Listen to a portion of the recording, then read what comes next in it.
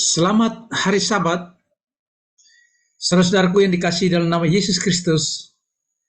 Suatu sukacita tentu adalah kebahagiaan di dalam iman percaya kita. Hanya karena kasih dan kemurahan Tuhan, kita dapat berjumpa pada Sabat berkat ini di kebaktian Sabat online CMC Indonesia. Sahabat yang dikasihi dalam Tuhan, di tempat yang berbeda, kota yang berbeda, bahkan boleh jadi di negara yang berbeda. Saudaraku di dalam Tuhan, Sabat ini, pengabaran firman Tuhan hanya oleh karena tuntunan kuasa Roh Kudus yang memampukan kita semua. Bahkan izinkan dengan kerendahan hati untuk saya menyampaikan firman, tentunya diawali dengan doa. Kita berdoa. Tuhan, terima kasih. Berkati kami, tuntun kami dengan kuasa Roh Kudus-Mu untuk kami mempercayai, menghargai, menerima akan firman Tuhan. Di dalam nama Yesus, doa dipersembahkan. Amin.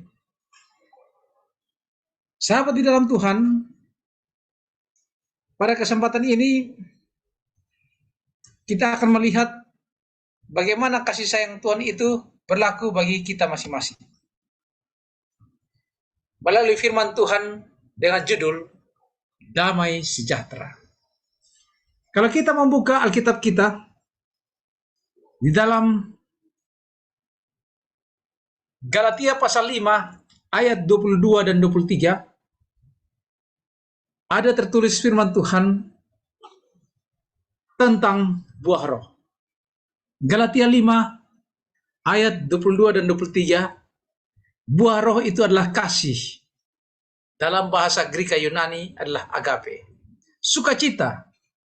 Bahasa Yunani, bahasa Greka adalah kara. Damai sejahtera. Eirene, bahasa Greka atau bahasa Yunani. Kesabaran. Makrotomia. Dalam bahasa Yunani, bahasa Greka. Kemurahan. Kristos. Dalam bahasa Yunani, bahasa Greka. Kebaikan. Agathosune. Dalam bahasa Yunani, bahasa Greka. Kesetiaan. Pistis.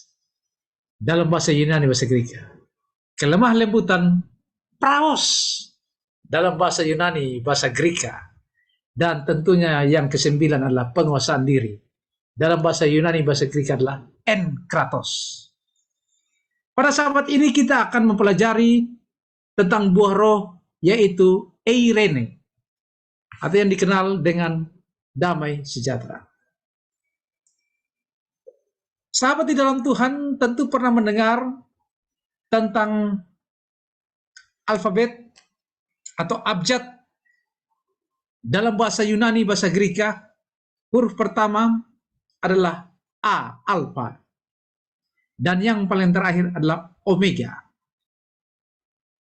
Saudara yang terkasih, alfa hingga omega, bila mana kita membaca secara khususnya di dalam Alkitab, di Perjanjian Baru, baik dari Injil Matius hingga buku Wahyu, kita akan dapatkan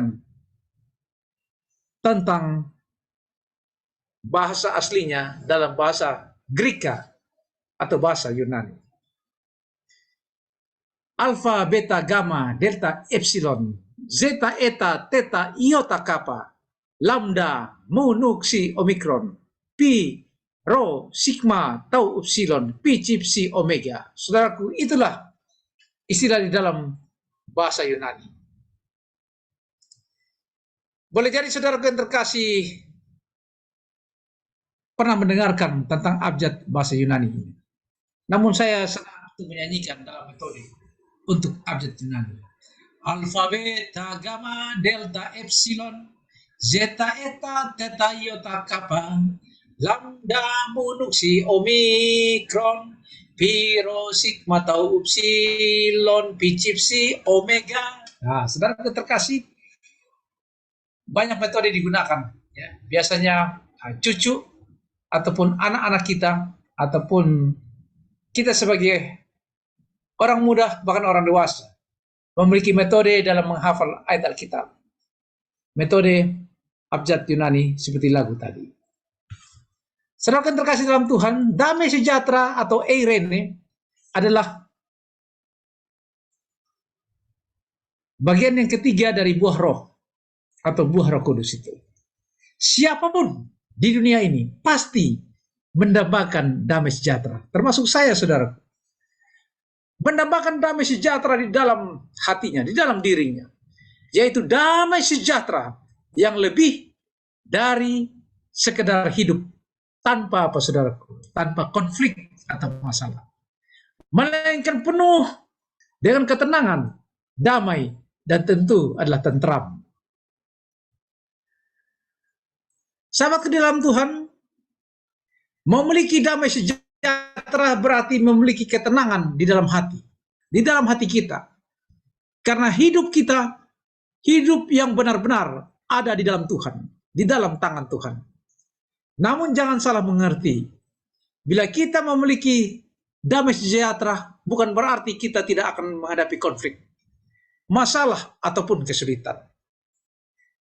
Karena sebagai umat Tuhan, kita harus siap seperti istilah dari ayat firman Tuhan, Mazmur 118, ayat 26 dan 29. Mazmur 118, ayat 26 dan 29, saudaraku di dalam Tuhan, ada tertulis, saya bacakan ayat 26, diberkatilah dia yang datang dalam nama Tuhan. Dalam bahasa Ibrani, ini bahasa Ibrani, saudara. Karena Mazmur ini di perjanjian lama dari bahasa Ibrani. Baruch haba Bashem Adonai, diberkatilah dia yang datang dalam nama Tuhan. Kami memberkati kamu dari dalam rumah Tuhan. Barik nuken mibet Adonai, itu bahasa Ibrani. Lebih lanjut di ayat yang ke-29, bersyukurlah kepada Tuhan sebab ia baik. Hodu ladonai kitob, itulah bahasa Ibraninya. Dan di ayat 29, bahwasanya untuk selama-lamanya kasih setianya. Kileolam hasdu, ya. Kileolam hasdu artinya apa? Bahwasanya untuk selama-lamanya kasih setianya. Baruch haba Bashem Adonai, barek nuken mibet Adonai. Baruch haba Bashem Adonai, barek nuken mibet Adonai. Hodul Adonai kito, kileolam hasdu. Hodul Adonai kito, kileolam hasdo. Mazmur 118 ayat 29. Umat Tuhan yang memiliki akan damai sejahtera adalah umat Tuhan yang selalu merasakan berkat dari Tuhan. Mulai dari rumah Tuhan, mulai dalam kehidupannya, dalam rasa syukur, dan hanya untuk bersama dengan Yesus dalam hatinya untuk selamanya. Saudara terkasih, walaupun menghadapi tantangan kehidupan, pergumulan sakit, penyakit, walaupun tantangan kehidupan sehubungan dengan pergumulan untuk pendamping hidup, walaupun dalam tantangan kehidupan sehubungan dengan pekerjaan dan perjuangan mencari nafkah hidup, walaupun dalam tantangan kehidupan bentuk apapun, tapi sebagai umat Tuhan, saudara terkasih diingatkan memiliki akan damai sejahtera bersama dengan Yesus. Eirene, hidup yang senantiasa merasakan kehadiran Tuhan dalam setiap langkah hidupnya. Dan itu yang memampukan kita untuk mampu berjalan di dalam iman, bahkan berjalan di dalam perjalanan hidup atau umur kita. Rasul Paulus senantiasa dihadapkan juga kepada kesulitan, saudaraku. Roma pasal 15 ayat 13 menguraikan tentang peristiwa yang didapat oleh Rasul Paulus. Peristiwa bagaimana Rasul Paulus menghadapi kesulitan, penderitaan, bahkan apa yang dikenal dengan istilah aniaya. Oleh karena apa, saudaraku? Oleh karena memberitakan Injil. Rasul Paulus hanya karena memberitakan Injil, dia menghadapi kesulitan, penderitaan karena aniaya. Tapi hal ini tidak membuat Rasul Paulus menjadi putus asa ataupun kehilangan sukacita. Bahkan ini dikenal dengan istilah kehilangan damai sejahtera atau eirene. Saat Rasul Paulus berada di penjara, saudaraku, Paulus tidak pernah berhenti untuk menghibur dan menguatkan jemaat-jemaat melalui surat-surat yang ia kirimkan. Luar biasa. Kondisi ada di dalam penjara, tapi dia menghiburkan orang lain dengan tulisan tangannya, surat-surat yang dikirim.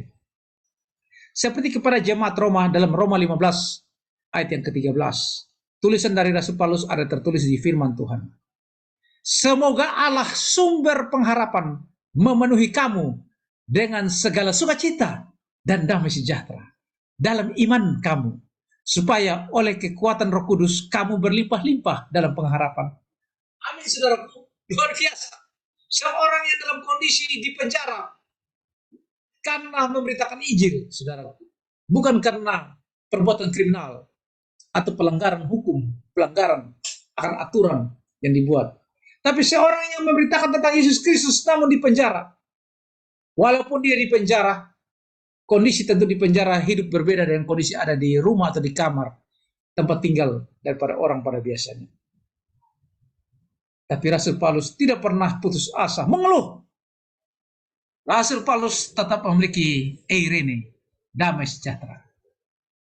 Bila dengan kekuatan sendiri, saudaraku, dan saya pribadi, jelas impossible. Mana mungkin ketika diri sendiri sedang menderita dan susah, lalu menghibur dan menguatkan orang lain, saudaraku. Namun ketika buah roh damai sejahtera itu dihasilkan dalam diri kita, hanya oleh karena kuasa Roh Kudus, kita dapat menjalani kehidupan ini dengan penuh ketenangan, tidak peduli apapun yang terjadi. Saudaraku di dalam Tuhan, sungguh luar biasa. Buah roh eirene, damai sejahtera, perlu dimiliki oleh saudaraku dan saya. Saat kita belajar untuk bergantung penuh pada Roh Kudus dan menyadari bahwa Dia akan senantiasa menyertai kita di dalam segala keadaan, kita akan lebih tenang. Sehingga rasa takut, khawatir, dan cemas akan semakin menjauh dari hati kita. Yohanes 14 ayat 27, sebagaimana firman Tuhan mengingatkan, janganlah gelisah dan gentar hati. Saudaraku, sahabatku yang dikasih dalam Tuhan, yang mengikuti kebaktian sahabat online Sips Indonesia pada saat berkat ini, kita diingatkan oleh firman Tuhan, perlunya memiliki buah roh eirene, damai sejahtera.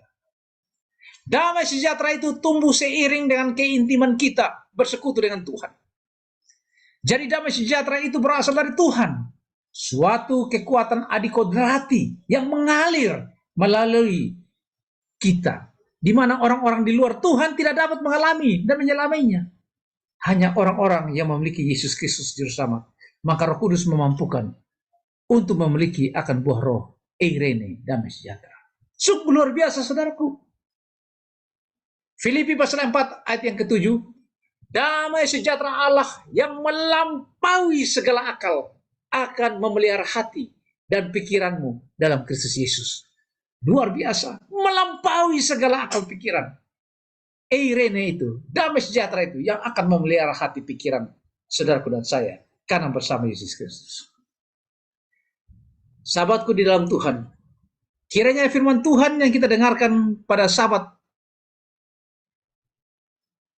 CMC Online Indonesia pada saat ini mengingatkan kita untuk pentingnya memiliki buah roh damai sejahtera. Beban apapun yang sedang saat ini alami, ingat, selalu dekat dengan Yesus. Minta Tuhan, mampukan saya supaya saya punya buah roh damai sejahtera itu. Saya akan mampu walaupun tantangan apapun, dalam bentuk apapun. Kalau itu ada dalam diri saya buah roh damai sejahtera, saya mampu untuk memiliki sukacita senantiasa. Apapun rintangan di dalam pikiran saya, apapun rintangan yang saya hadapi, tubuh yang fana ini, apapun rintangan yang saya hadapi di sekeliling kita, tapi saya yakin dengan buah roh damai sejahtera, kalau saya miliki, maka itu akan memampukan saya untuk hidup lebih setia dan bersyukur karena memiliki Yesus Kristus, Juru Selamat dalam hidup saya, adalah hidup saudaraku dan saya. Tuhan memberkati saudaraku dan menjadi berkat dari firman Tuhan ini. Amin.